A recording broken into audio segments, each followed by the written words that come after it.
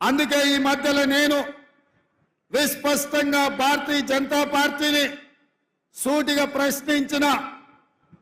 Doctor Babasaheb Ambedkar, Jawahar Lal Nehru గారు, వల్లభాయ్ పటేల్ గారు,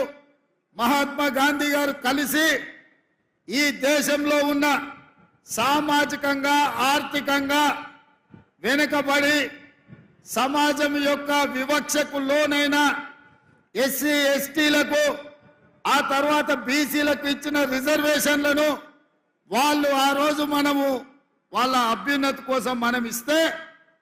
75 సంవత్సరాలు స్వతంత్రం వచ్చినా ఈరోజు దళితుల గిరిజనుల జీవితాలలో రావాల్సినంత మార్పు రాలేదు. బలహీన వర్గాలకు రావాల్సిన అవకాశాలు రాలేదు. అందుకే రాహుల్ గాంధీ గారు కన్యాకుమారి నుంచి కశ్మీర్ వరకు 150 రోజులు